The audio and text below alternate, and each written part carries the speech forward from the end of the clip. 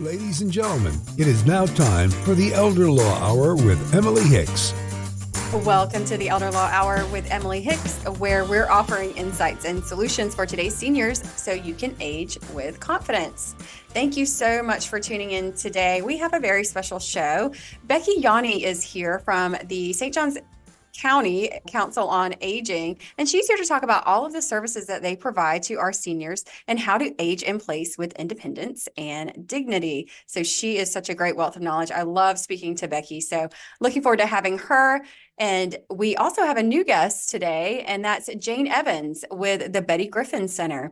And Jayne is going to talk to us all about how the center helps survivors of domestic and sexual violence in the St. Johns County area. They have programs there for mothers, fathers, and children. So that's going to be a really interesting conversation with her. Also, she's going to be talking about their first inaugural breakfast that's going to be hosted on March 4th in just a couple of weeks. So hopefully you all can attend that and help out the Betty Griffin Center. But first, we have Vicky Oakes, who is our St. Johns County Supervisor of Elections, and we're going to be talking about the March 5th election and how to mail in your ballots and about election security. Stay tuned. We will be right back. Welcome back to the Elder Law Hour with Emily Hicks, and I am here with Jayne Evans from the Betty Griffin Center. Jayne, welcome to the show today. Thank you so much, Emily, for inviting me. Thank you so much for being here. You guys, I have such deep admiration for the work that you do at the Betty Griffin Center. It's truly something that is much needed in the community, and it's a really, really difficult topic to think about and to discuss a lot of times because you all do provide help with domestic violence, right? Yes, we do, both sexual and domestic violence. Yes. And could you just tell us a little bit about the Betty Griffin Center? The first shelter was actually in a woman's home. Her name was Betty Griffin in St. Augustine, and we're in our 34th year. And the grandchildren of Betty Griffin Center, and I do hope I have my history all correct, that's how it all started. And we have grown to become a much larger force within the county. We do have an emergency shelter. We have 15 rooms, but we can care for 54 residents, women and minor children at one time. Wow, that's a lot. That's a big facility. It is. We also have some transitional housing as well. We do help men in emergency situations. Men make up about 15% of domestic violence survivors. Okay. I did not realize that number was so high. I believe that number is correct, but we also help them find safe shelter. We don't have the capacity to take care of both at the shelter. Sure. The Betty Griffin Center is the only organization in St. Johns County that's dedicated to serving survivors of both domestic and sexual violence. Our mission really is to help them navigate their way through their journey so they come out and are able to live life as they choose. Right. Yeah. And what a great mission that is. Could we talk a little bit about the programs that you guys offer there? Because I know it's so much more than just having the shelter facility and the temporary housing. You guys actually have a lot of education and things like that as well, right? We do. We serve in 7 vital areas of support, and I can give you a brief definition of each of them, but let me just highlight what they are. Safe and secure housing, which includes our emergency shelter. And we're open, by the way, 24 hours a day, 7 days a week, 365 days a year. We have some on the helpline, so we never close. So we do have safe, secure housing. We have a rape crisis unit and provide sexual assault recovery services. Currently, we have 1 rape crisis center in UF Flagler Health Hospital, and we're about to open our 2nd location at Ascension St. Vincent's at 210 and 95. So you can tell how prevalent sexual assault is in the county. We provide confidential counseling. You wouldn't think you have to put confidential in front of counseling, but all of our services are confidential. If you call our helpline, that call is confidential. The person who makes the call, the survivor, is always the one that takes the lead on when and with whom they wish to share, whether it's a counselor or a law enforcement officer. We have support groups for everyone, including adults and children. We have a court advocacy group. We have legal assistance. Going through the legal process, you're an attorney, you know, can be daunting at best, and people really need love and support when they're going through the injunction process for their safety or child custody. Absolutely. We also provide community and professional training. We have two programs that your listeners may be interested in. One is an abuser program. We have training to help the abuser understand their behavior and to learn how to manage that. It can be successful if someone's really willing to be. We also have a school program to help children and young adults at an age-appropriate level how to understand the benefits of a healthy relationship. Oh, wow. That sounds really amazing. With the abuser, that's the first abuser, education program that I've heard of someone offering. And I mean, how valuable is that? That's amazing, because they probably don't understand that they are most likely a victim of that cycle as well, right, Jayne? I mean, it's a cycle of abuse that generally happens in families. Am I correct? Yes. Well, if you think of 1 in 4 men will experience domestic violence in their lifetime, often that is a result of what they witnessed as a child. And by helping them understand what may have prompted their journey into domestic violence, it can be very helpful.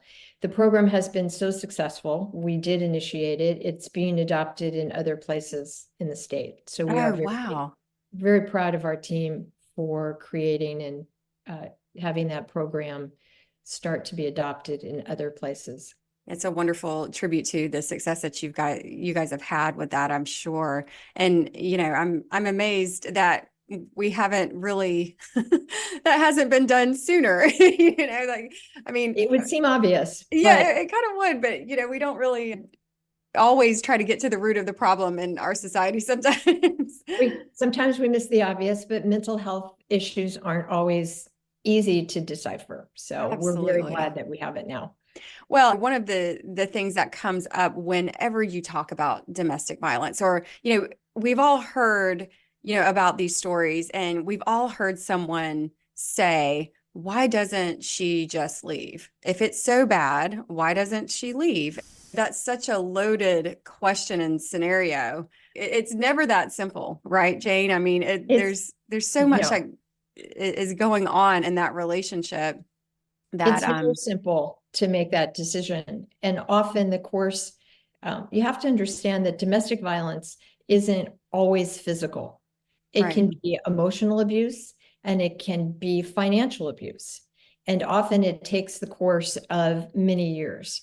And it's hard to plan. I mean, people are trying to plan around a woman's own life, trying to protect her children. And in some cases, they always go back and they need a plan for their pets because they're worried about their safety as well.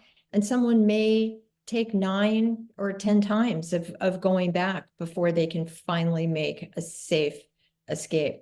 So I do have a story that a survivor shared. If I could take a moment to read what she wrote to us. Is that all right? I would love to hear this story. Well, everyone's healing process, as we talked about, is different. And this woman wrote, "This journey has been a fight every step of the way, but fighting for my life and a better future for me and my children have been worth every tear, every disappointment, and joyous moments that I could ask for. I have had to learn to love myself and rebuild my confidence after 5 years of being told I was nothing. I believed what my abuser told me, but today I am a confident, successful, strong woman. Through it all, I've had a full-time career, I earned a college degree, and I'm a full-time mom of 2 boys. I am a survivor. My past life with my abuser does not define who I am, and I will not allow anyone else to judge me on where I was, but only on what I have become because of this experience. If the Betty Griffin Center did not come into my life and support me when I asked for help, my children would have been motherless. Oh, Because of my determination to live a different life than with my abuser, and having the Betty Griffin Center by my side, I have a better future than I ever expected. I am forever grateful for their support through a dark, lonely place in my life when I felt that no one else would understand. oh, wow. That's so powerful. That makes me want to cry. Yeah, I'm a little teary. I know. That is not an unusual circumstance. I hope that details a little bit about how long it can take and just how serious it can be. And we do help people at any age and at any part of their journey. Well, Sometimes it's something that may trigger an incident in their past or a situation in their past, and then they decide that they're ready. you never know when, that time will be, but I wanted to just kind of take a moment to and talk a little bit about, the victims that you have, because, I had a little bit of experience on the legal side when I was a young, law student, and, representing getting temporary restraining orders for victims of domestic abuse. And, it was quite a taxing and emotional and difficult thing. But what I thought was so interesting about the range of victims. I mean, we had we had people from all walks of life. It was really all walks of life are affected by this situation. And Jayne, just to kind of tell you a little bit, I wasn't really planning on going into this, but when I was a young, I think I was 18, I started dating a guy that turned out to be very abusive. Not physically, but over the course of 2 years, I had become completely isolated from all of my friends. I had, a more strained relationship with my family, and everything had become sort of centered, and it all happened so slowly. I don't know, just isolation over a period of time. And then finally, something really shocking happened. And I was like, okay. And I kind of just woke up one day and said, wait a minute, like this isn't right. Like that, something is really wrong. And I opened up to my parents and I talked to them about it, and they were like, okay, this is, we've got to do something. This has become a really unsafe, situation for you. And so luckily they stepped in and were able to help me in that situation. It was quite scary. And looking back on it, I thought, how did I let myself get into that? I'm a smart person. I'm, not easily manipulated. But over a period of time, I found myself in this relationship that was incredibly dangerous, to be quite honest. And I mean, I really thought he was going to end up killing me by the end of it. And that's a very scary place to be. I was that person getting the restraining order. And so it's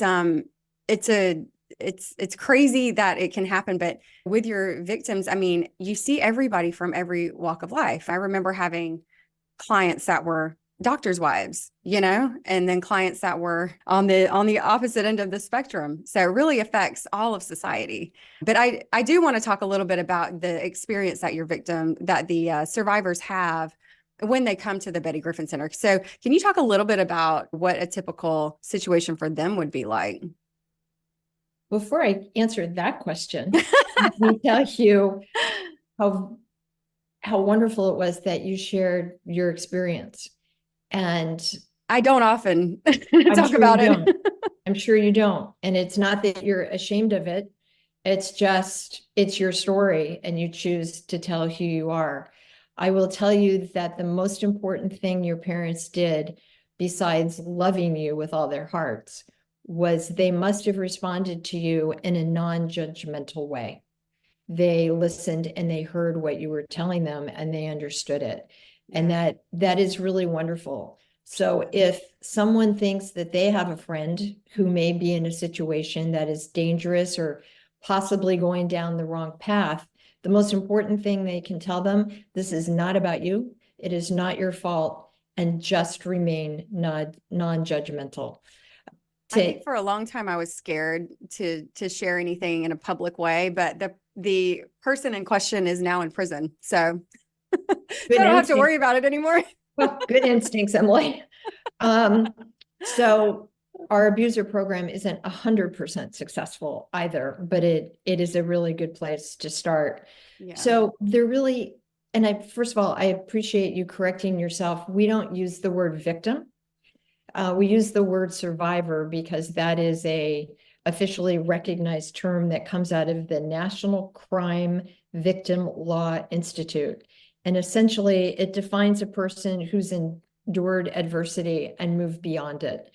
So the moment someone decides they are going to do something, they have moved into survivor mode. And Right. for some, it takes longer, but there really are no typical stories. There are areas of support. And I know many think that that happens with one middle of the night phone call and the sheriff arrives. And that does happen. Often that's not the first time that officer may be called to a domestic violence disturbance, but we do immediately get them to safe shelter. We never turn anyone away. If we happen to be full, which happens frequently, we will find safe shelter for them. We have 33 collaborative partners within the county. We also, of course, work with the state, and we have some federal groups that we work with as well. But we all work together for the safety of the survivor. And if I'm going to use she, because most often it is she, and if she is bringing her minor children.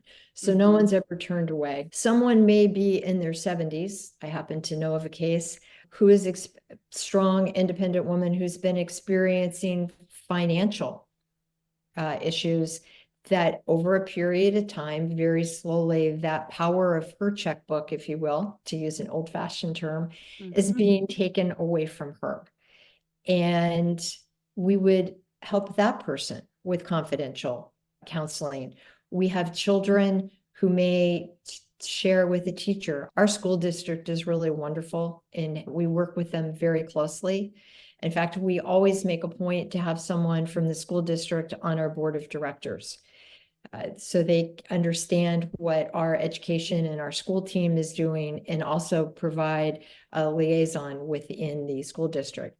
In fact, next year, we're going to be in the very fortunate position of having 2 members of the school district, both a teacher and a district person on the board. So that will be even more helpful. Yeah. One of our 7-year plans, by the way, is to have our programs in every middle and high school by 2030. So we have a long way to go.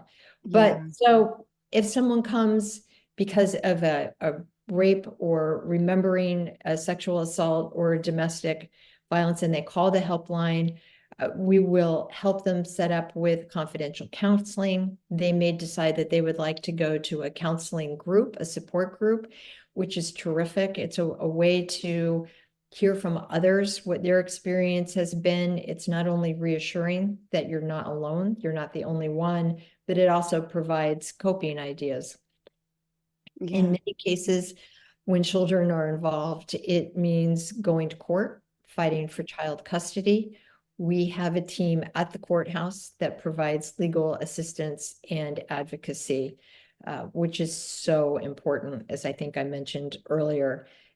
And we also have a legal team on our staff that helps with injunctions and those types of things. Right. Guiding them through the process. Yes, because that's a quite scary process. It is quite a scary process. I'll just mention that we also have experts in child counseling. We have had children, I think the youngest was 3, maybe they were 4, but we have 2 counselors that are well-trained in understanding how to help children work through their trauma. They use play, they use toys, they use artwork, And in fact, one young man, child, talked about learning to ride his emotions like waves. And he viewed his experience as an opportunity to be brave and help others. And in fact, he did help his entire family, and he has inspired our team, and he's really quite remarkable. He sounds very special. It just makes me emotional a little bit thinking about the children. But Jayne, if someone is listening out there and they need help, they need one of your services, how can they find you guys?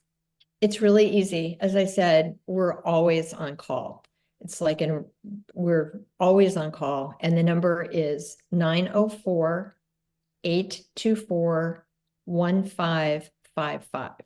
So I know you can't scroll this on the screen, but if you want to grab your phone and type it in, or a pencil, it's 904-824-1555. We have trained people on call all the time. So please call and start. It only starts when you're ready to make that call, and let us help you figure out your next step. And we will also link that on our website, elderlawhour.com, so you can get in touch with the Betty Griffin Center. And thank you so much. Yes, and receive all of the wonderful support that they have to offer. And you guys have a really special event coming up, right? It's coming up pretty soon. Can we talk about that? Sure we can. For the first time, we're hosting a breakfast. It's on March 4th at the Plantation at Ponte Vedra Beach. And we have some terrific speakers lined up. Sheriff Hardwick is a speaker. The young, inspirational woman, Madison Schmitz, will talk about stalking and her experience in overcoming her trauma. And Kristen Paul, who wrote a book called Drowning about her experience, will also share her survivor story.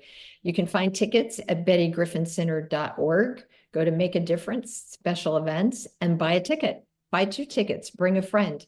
Doors open at 7 a.m. We also will be celebrating our 10th anniversary of our 5K race on April 6th. It starts at the St. Augustine Pier. So you should come, bring your kids, bring your dog, bring your friends. Last year, I was so inspired to see people using a walker and wheelchairs who completed this race. It's called the Run for Peace, and you can find information at runforpeace.org. So come and run or walk. Yeah. And they're free donuts. So run, get a donut. It's a great event. Well, you had my kids at donuts. They had me at donuts. Well, that sounds great. Thank you so much, Jayne. I look forward to both events. So come on out and join us to support the Betty Griffin Center. It's such a wonderful, wonderful community of people, and I hope that we will see you all there. Jayne, thank you so much for being here today. Thank you, Emily, again for this opportunity. And you've been listening to the Elder Law Hour with Emily Hicks. We will be right back. Are you approaching retirement or entering a new chapter of life? Now is the time to consider critical decisions that impact your future and the well-being of your loved ones. As you navigate this transition, ensure you've secured your legacy through proper estate planning. Don't fall into the common misconception that you and your spouse can make decisions for each other in times of legal incapacity without a plan in place. Without proper estate planning, you risk a probate judge making decisions for you, which can be costly and cumbersome for your spouse. Protect your assets and ensure they align with your unique circumstances and objectives. Avoid the default state laws that may not reflect your wishes and could lead to unintended consequences, such as disinheriting your spouse or forcing them to litigate your estate. You also may be considering the possibility of a new relationship after the loss of a spouse. It's essential to enter these relationships with clarity, safeguarding your assets and preserving existing family ties. A premarital agreement becomes crucial in these situations, providing legal protection and clarity. When it comes to your children, thoughtful estate planning is key. Protect their inheritance from squandering, divorces, lawsuits, and bankruptcies. Your hard-earned wealth should be a source of security, not vulnerability. Additionally, plan for long-term care, a significant consideration as you enter retirement. Secure a long-term care insurance policy while you still qualify, and explore alternatives that can convert into life insurance if not needed. Statistics show a 70% likelihood of requiring long-term care after the age of 65, making proactive planning essential. Our team can guide you through this process, helping you replace impersonal state-written plans with a tailored approach that safeguards your assets and family. Don't overlook estate planning as you approach retirement. Book a call with us today to secure your future with confidence. Visit emilyhickslaw.com and book a call today. We'd love to help. Welcome back to the Elder Law Hour with Emily Hicks, and I am so happy to be here today with the Executive Director of the St. Johns County Area Council on Aging, if I can get all of that out. Becky, Yanni, thank you so much for being here today. Well, thank you for having me. Well, we really appreciate everything that you guys do. You provide so many wonderful services and resources for the area. Can we talk a little bit today about, I'd love to hear about your mission and how the Council on Aging actually came to be. Okay. Our role in the community really is to empower seniors to age in the place that they call home, with independence and dignity. And so we provide services to allow that. We provide some essential nutrition services, essential transportation services, and essential programs and services. And that is our role in the community. That is what we strive to achieve. I like to think of it this way. If there's a service that's needed to help a senior stay independent in their home, we try to provide that. If we don't do it, then we probably know who in the community does. So we're kind of umbrella agency for those services. Yeah, a touchstone, if you will. Yeah, exactly. For everything, exactly. Yeah, and it's not like that in all councils all over the state. There are some counties that have different services under different umbrellas. You know, for example, in Jacksonville, the senior centers are run by the city. The home delivered meals are someone else. Social services does someone else. So in our county, and this developed because we were a pretty small county when Council on Aging began, one agency kind of provides all those things. But it turns out to be more convenient for seniors to have one number to call and one agency to turn to. Yeah, I can see that. Aging started back in 1974. In fact, I'm excited to tell you that we are coming up on our 50th anniversary. It started in 1974, very close to this geographic location. The old Flagler Hospital used to be in a location across the street from our main campus, and the first meals were served there, and the first home delivered meals were served from there, were carried from there back in February of 1974. Oh, wow. So there was an Older Americans Act, part of the Great Society push that happened in the late 60s. So there was an Older Americans Act, and it was designed so that older people wouldn't spend their retirement years in poverty or in need. Right. And so it was designed to really cover essential needs like meals and transportation. And in our county, there were some great advocates at the beginning, including a woman by the name of Rosalie Gordon Mills and others who found out about this act, found out about the funding, and did what was required to get those grants for our county. And they really began the council that we know. Now, since then, we started with, I think we had maybe 15 people in that dining room that day, and we took out 6 home delivered meals. But, since then, we have really grown. You've grown a little bit since then. Just a little. Yeah, just a little. So it was not long after that COA moved into a building downtown. It's 11 Old Mission. If you're ever in St. Augustine and you go to the Limelight Theater, that's the building that Council on Aging used to be located in. Again, it was a meal site and the transportation center. From there, we have expanded over the years. We, in 2000, we were providing, let me back up. We were already providing transportation for seniors to life-sustaining activities, such as medical appointments, dialysis, chemotherapy, cardiology, rehab, these things, and food shopping, trips to pharmacies, and trips to our senior center so that people could have their meal sites. But in 2000, the executive director, who was my predecessor, and the board that she worked with at the time, started the Sunshine Bus Company, which is the public transportation in St. Johns County. It's these bright yellow buses. They're the Sunshine Bus. It's open to the public. It works just like it works in other areas. It's a fixed route. You pay a fee. It's open to everybody in the community. When we started it, we were told that this county didn't need public transportation. But last year, the Sunshine Bus provided 276,000 trips to our residents. So oh, wow. We did. Yeah, we definitely did. And it's largely for employment. And also for seniors and other transportation disadvantaged folks who, for one reason or another, can't drive or can't have a car. Let's talk a little bit. Yeah, can we talk a little bit more just on the transportation issue? Because you guys, it's not just for doctor's appointments and things like that. You actually have a couple of different options for people, do you not? Not just through the public transport? We do. So public transportation, which is funded by, Florida Department of Transportation and FTA, comes through the county, and that provides those life-sustaining activities and also provides for the Sunshine Bus. But there are things that we can't do with public funding. And so we, as the Council on Aging, as a private nonprofit, we started a small charter bus service. And that's a fee for service, and it takes people to events. It takes people to the airport. We actually started providing for wedding parties because, St. Augustine is a big wedding destination and there are a lot of wedding parties. So, the family is staying on the beach or they're staying at this hotel or that hotel and they want to come downtown for the wedding. And so we do a lot of that kind of transportation. We also provide some shuttle service for our local amphitheater when they have concerts. We provide some shuttle service for the hospital for their employees. So these things you can't do with public transportation dollars, and that's completely understandable. So we found this as a niche for our agency, but instead of those funds going to a private company, those funds come back into our nonprofit agency and support our mission.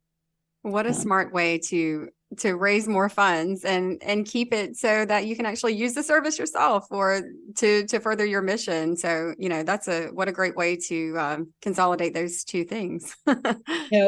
We are always looking for ways to create more funds because we know that the amount of funding that we get from state and federal government is finite, and the need is always greater than the funding. Right. So instead of saying this is the funding and this is the best we're going to do with this funding, we say, well, this is the need and this is the government funding. What do we do to fill in the difference? And so our private transportation, our coastal transportation is one of the ways that we try to fill that need. Yeah. And we see that a lot with county governments these days, the public-private partnerships. And so I think this is a really beautiful example of that and how one can make that work without, instead of just accepting the limitation saying, okay, well, there's these other things that we can do to actually expand and enhance the services that we provide. So I think that's really, really great idea for you guys. Yeah. So aging in place is a big topic these days. Everyone wants to stay home as long as they can. Sure. But it presents so many challenges for the family because someone ultimately is going to have to provide the care for that person as they go through maybe the different phases of a disease that they have or just the aging process in general. So you guys have a great services for caregivers as well, Becky, don't you? Well, yes, we do. And so, yes, someone has to provide care when people need it due to cognitive decline, physical decline, disease. So a caregiver is necessary to maintain that independence at home.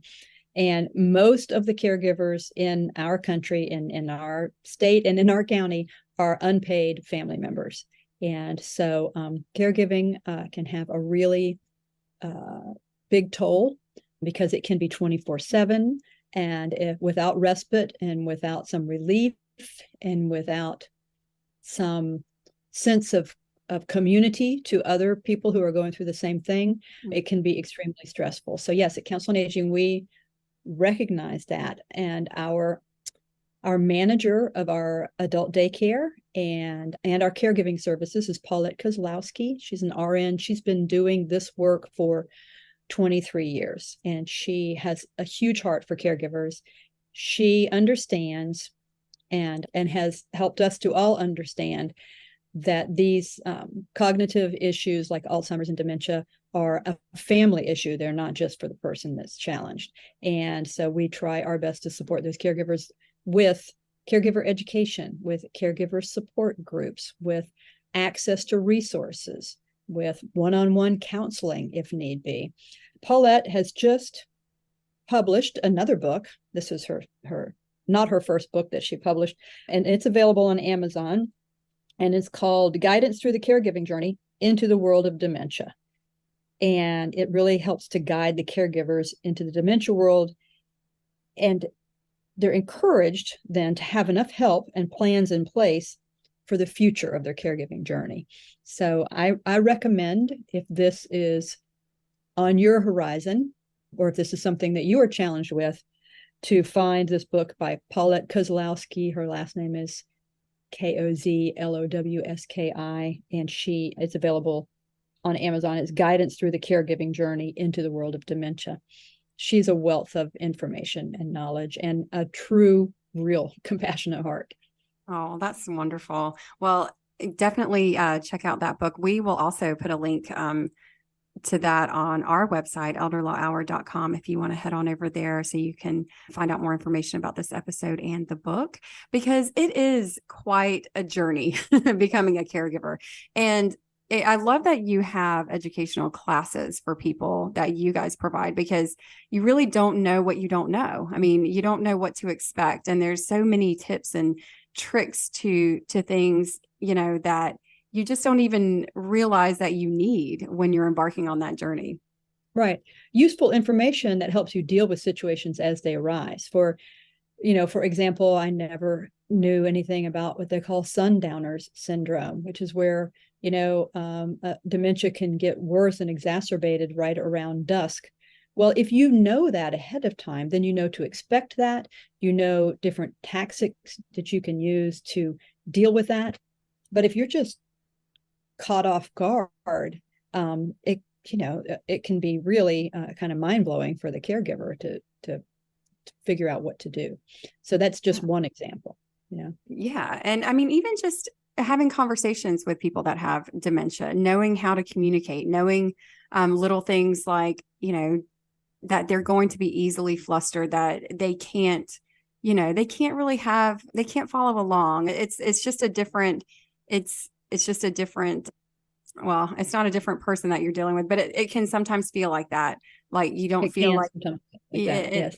And that's a real challenge just in and of itself. But, just knowing how to communicate and not upset them, and, perhaps do some redirection and things like that, I think are just extremely helpful. And I would just add this, that it's an individual process for the folks that are going through it.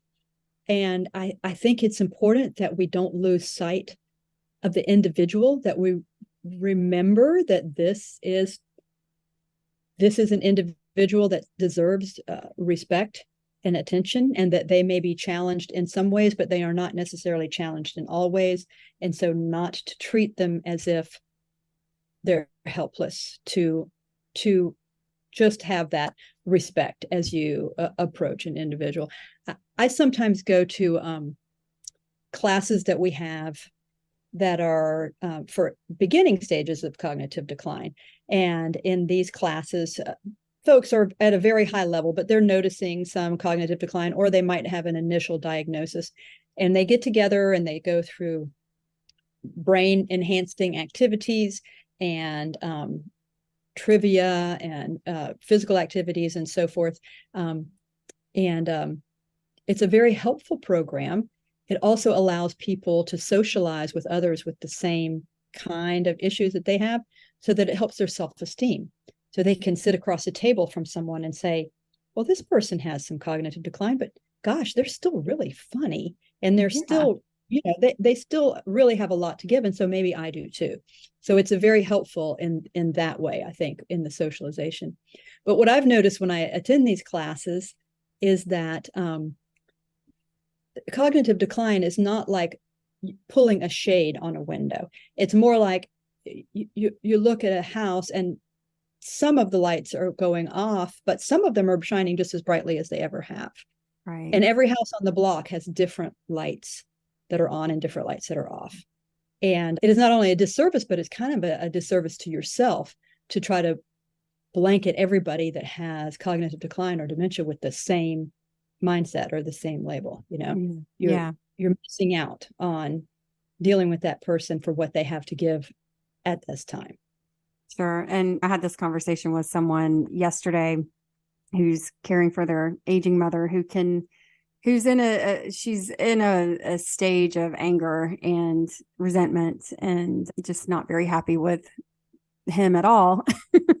But, as that goes, but, we were talking and I think it's really disheartening for people if you're caring for an aging parent, for instance, and, it's kind of like being a mother. Like no one ever really appreciates all those meals that they do, right. But you don't get that satisfaction at the end of the day of a good job or well done, or thank you so much for, a lot of times your family member that's dealing with, what they're dealing with, they're not capable of that. And I think that's kind of hard to come to terms with for somebody. And so we created this little just method of saying 30 years ago, she would have been, and if it was 30 years ago and she was looking at you now, what would she say? What would she say to you? Yeah.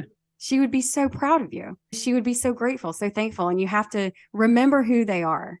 And I think that can be quite a challenge for people, but. Well, I think that's a very helpful method of coming to terms with that. Yeah, that's great. Because, well, I like it. I think it's helped me personally a little bit.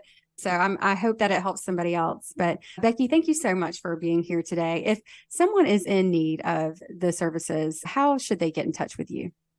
They can, first of all, they can go to our website, which is coasjc.org. That's Council on Aging, St. Johns County. So it's coasjc.org, or they can call our number, 904-209-3700. You will talk to a live receptionist, and she can direct you to the department that can help you with your challenge. Well, thank you so much for joining us today. I really appreciate it. And I think this has been a great service for everybody in the area. Well, thank you so much. I really appreciate being here. And we will put links and the phone number on our website, elderlawhour.com, if you want to head on over there to check out more about this episode and the Council on Aging. And you've been listening to the Elder Law Hour with Emily Hicks. We'll be right back.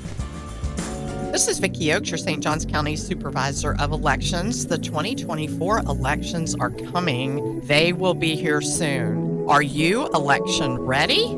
If not, and you need to be, you can visit our website at votesjc.gov. That's votesjc.gov, or contact our office at 904-823-2238. Make sure you are election ready.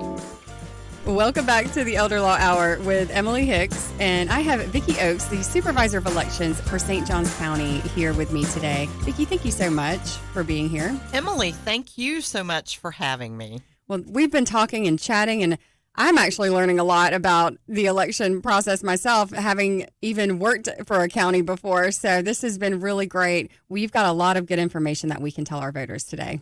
Let's start with all of the ways that one can vote nowadays. There's a lot of different ways we can vote. Yes, and I say voting's never been easier than it is today. Any registered voter can request a ballot and vote by mail. We have early voting prior to each election. And my favorite part about early voting is there's no wrong place to go. As long as you vote within the county you live, you can pick the date, time, and location and vote when it's convenient for you.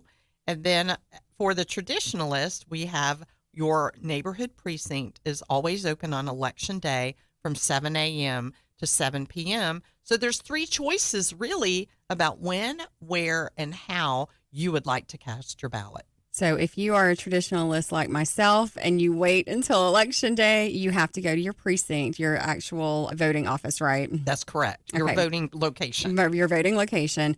But if you are probably busy on election day like Mrs. Oakes is, and you want to vote early, you can do that at any location, right? Yes, in the county in which you live. For example, depending upon whether it's a primary or general, our days vary. Minimum of 8 days, maximum of 13. So we set up locations all over the county. Their hours vary. You just pick which location, and our early voting dates always include 2 Saturdays and 1 Sunday.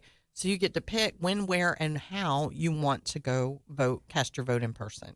Okay, great. Let's talk a little bit about voting by mail.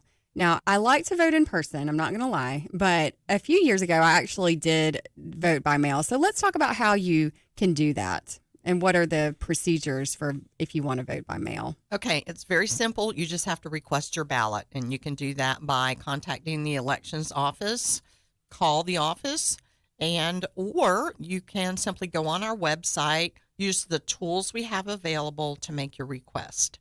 Now, let me mention that the law changed last year. All the vote by mail ballot requests expired following the 2022 general election. We had a complete reset. So if you are planning on voting by mail in the 2024 election, now's a great time. Go ahead and make your request while you're thinking about it. Yeah, so there's a new law in place now that you have to request for every cycle, right? Yes, every election cycle. You can request today for the 24 elections, and you can get them for all 3 elections. Okay, so that'll cover you for each one of those in 2024? Yes, that's okay. correct. Okay, good. All right. And then as a vote by mail voter, you have some responsibilities. You have to make sure, number one, that your address on file with us is correct. And we always urge voters when they call in or request their ballot online, check your address first. Make sure your information is up to date, because I'm going to be mailing you your ballot, and vote by mail ballots are not forwardable. So if you've moved, that ballot's going to come back to us. They're returned undeliverable. They come right back to us. They are not forwardable. So it's important that voters make sure their information is correct with us. And then it's also very important, as a vote by mail ballot voter, make sure you get your ballot back to the elections office in time for your ballot to be counted. Okay. Florida's deadline is election day at 7 p.m. Your ballot has to be in the elections office. Okay. So you've got some rules. So if you're planning to vote by mail, make sure that you have your address up to date and make sure you get your ballot back on time. Yes. And then let me mention too, voters, it's real important for voters to keep their signature up to date on file with our office. Because if you think about it, when you vote in person, you have to show your identification. Well, when you vote by mail, your signature is your identification. Okay. And the law requires the supervisors, when you send in your vote by mail ballot, I am required by law to check the signature that's on your envelope against the signature on your voter file, and the two must match in order for your ballot to be counted. Oh, okay. So don't go getting fancy with your signature on your ballot, right? Right. You want to sign it like is on your voter record. Okay. And that's real important. We do have a provision in the law that if people don't sign their envelope or their signature does not match, we actually reach out to the voters by phone, email, and regular mail to let them know, hey, there was a problem with your vote by mail ballot.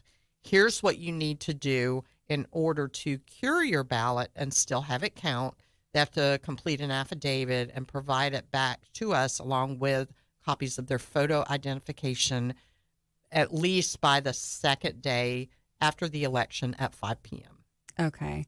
So I was just thinking about for some of our listeners that may have some issues with, tremors or things like that. And I'm thinking of one of my clients in particular, can't write the way she used to. So you guys have a lot of accommodations for people that have disabilities and, perhaps that issue as well, right? Yes, we do. So we encourage people to update their signature. You can do that simply by filling out a voter registration application and dropping them in the mail to us. If you need one, we'll be happy to mail you one. You can always download them right off of our website. Okay. And for voters with disabilities, the law allows any voter to be able to request assistance when they go into an early voting site or a precinct to vote. If they don't bring someone with them, they can request assistance. We have 2 poll workers of opposite parties that will be assigned to assist them whatever they need. And then we have a ballot marking device called an express vote, where voters with disabilities can cast their ballot independently. And that's even a voter who's blind. We have a headset and then a keypad that has Braille on it, so a person can actually navigate and cast their ballot without assistance. Okay, so there's a lot of different ways you can accommodate people according to whatever disability or limitation that they may have. So that's a wonderful thing. Let's talk a little bit about security, because I know a lot of people, there's a lot of misinformation out there. There's a lot of, Florida gets a really bad rap. I mean, we get a bad rap for a lot of things. Yeah. We really do. And some of it, is fair. But let's talk about election security, because there's a lot of people moving into the state, and there's a lot that they don't know about, how we do things here. But you guys even open up your offices to people, right? So they can see the process. Yes. In 2021, we opened our doors and began conducting tours of our office, which is really a behind-the-scenes look at how elections are conducted, not just in St. Johns County, but in the state of Florida. We let people get a look at what we do. We give them information and let them ask any questions that they have. The tour's about 2 hours. We had them all during 21, 22. We've had them all during 23. We concluded them now for this year, but we will open them back up. We'll go into lockdown in January for our March election because of security. Sure. But in April and May and early June, we'll be offering some more office tours. I encourage anyone that has questions, give us a call. Come ask questions. Yeah. We are always absolutely happy to answer any questions anybody we have. What are some of the questions that you guys get about this subject, about the security and about fraud and things like that? Have you seen a lot more of those questions lately? Yeah, since the 2020 elections. Yeah. And so those are the first 2 that come to my mind are photo and signature identification when people vote in person. Well, the fact of the matter is Florida's had those laws in place since the 80s. Check, got that one. The second one is paper ballots. Well, I agree. I'm an absolute advocate of paper ballots, that every voter in Florida has been casting their vote on a paper ballot since 2008. And if you live in St. Johns County and been around a long time, you've been voting on a paper ballot since 1994. It's an actual physical record of how someone cast their votes. They come in handy in case of very close races. Any race that is less than 0.5% requires a machine recount and then a manual recount if it's less than 0.25%. So we have a process in place for that. Yeah.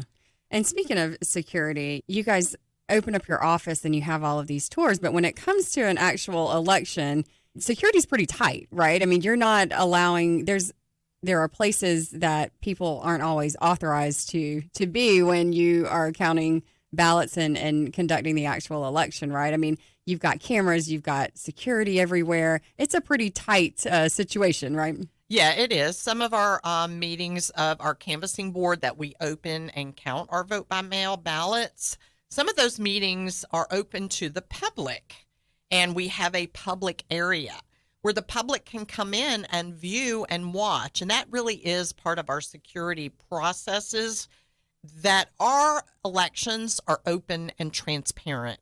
They always have been in Florida. We have poll watchers that are designated by political parties and candidates. Those watchers are allowed in our precincts and our early voting site to watch and observe the elections process and how voters are being processed, how our poll workers are accounting for each voter that's checked in, each ballot that's issued, and each ballot that's tabulated. We have a 3-way check on that. Okay. And overall, our system is open, it's transparent. Some people are critical about it, but they don't ever come to our public meetings.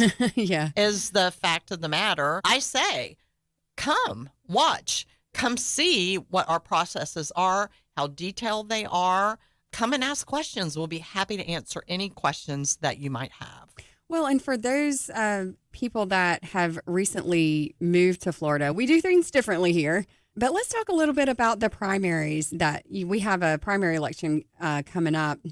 And we do it a little bit differently than even Georgia, right? You can only vote with the major parties, and it has to be the ballot that you're registered for previously. So can we talk a little bit about that? Yes, Emily, I'm so glad you brought that up. Florida is a closed primary state. And even in some states like Georgia, it means something different than it actually does in Florida. So in Florida, you register with a party. When you vote in a primary, that's the ballot that you receive, period. We have 2 major parties, Republican and Democrat. If you register as a voter with no party affiliation, you are not eligible to vote on partisan candidates in a primary election. Your party dictates the ballot that you receive in a primary. Okay. Of course, a general election is open. All the candidates' names and the parties are listed on the ballot, and you may vote for whomever you choose. Everyone gets the same ballots regardless of their party. Okay. And we do have those dates coming up pretty soon, right? Yes, we do. So we have a very busy election schedule in 24. We have our March 19th presidential preference primary. We have our August 20th federal, state, and local primary. And then November 5th will be our big general election. That's the big one. So lots of work and stuff coming up for you in the next year, right? Yeah, but we have spent all of 23 planning for the 24 election, and we'll be ready to go. You're going to be ready. I know you will. Thank you so much for being here today. I really appreciate you educating the listeners out there as to all the ways we can vote and how you're keeping everything secure. Well, thank you, and I appreciate the opportunity. I really do. And we will have a link to the Supervisor of Elections office and their phone number on our website, Elder Law Hour. If you want to find out more about those dates and find out more about Vicky Oakes, I encourage you to head on over to elderlawhour.com. And you've been listening to the Elder Law Hour with Emily Hicks, and we'll be right back. Are you ready to invest in real estate without the headaches? Look no further than investjacksonville.com, your trusted partner in turnkey real estate investments. With over 18 years of experience, our process has been fine-tuned, and now we're opening up our team to other people just like you. At investjacksonville.com, we're selective about who we work with because we believe in delivering the best. Our dedicated acquisition team scours the market to find the finest properties, while our skilled construction and maintenance team ensures every detail is taken care of. From new roofs to granite countertops, HVAC systems to plumbing and electrical, we leave no stone unturned to make sure there's no surprises. We're in this together with our investors for the long haul. With our first-year guarantee, we put our money where our mouth is. We guarantee your rental rate for the first year, giving you time to build reserves and budget for any surprises that may come your way later. We believe in our construction team and our tenant placement team, which is why we offer this unbelievable guarantee. We're committed to your success and peace of mind. We're passionate about making it simple and easy, and a no-brainer for others to get started investing because we know what real estate can do for people to reach financial freedom. So if you're ready to invest with confidence, contact Invest Jacksonville today at 904-536-3000 or visit our website at investjacksonville.com. Let us show you why there's nobody quite like us. investjacksonville.com, your authentic partner in hassle-free real estate investing. Contact us now. Thank you so much for listening to today's show. If you would like to find out more information about today's show or contact us, please visit elderlawhour.com. This is Emily Hicks. Thank you for listening to the Elder Law Hour, and we will see you next week. Thank you for tuning in to the Elder Law Hour with Emily Hicks. Join us this and every Saturday for the Elder Law Hour with Emily Hicks.